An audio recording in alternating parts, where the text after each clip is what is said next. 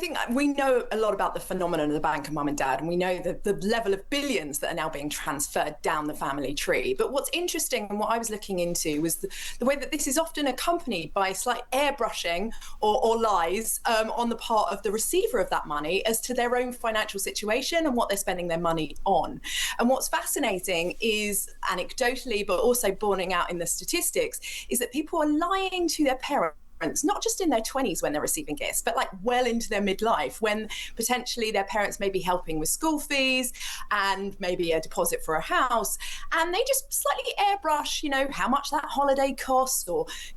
that facial, or how much a dress costs, because they feel slightly awkward at revealing perhaps the level of disposable income they have when their parents are gifting them such significant sums. I think it's a sort of conversational dance that we're beginning to see in families that is reflective of the fact that there's a real level of financial interdependency, but really dependency on the bank of mum and dad, and that comes with a certain power play, uncomfortable sort of dynamic. People in their 30s really feeling financially dependent still on their parents for the big ticket items in life, and so therefore there is this real sort of awkwardness around talking about money.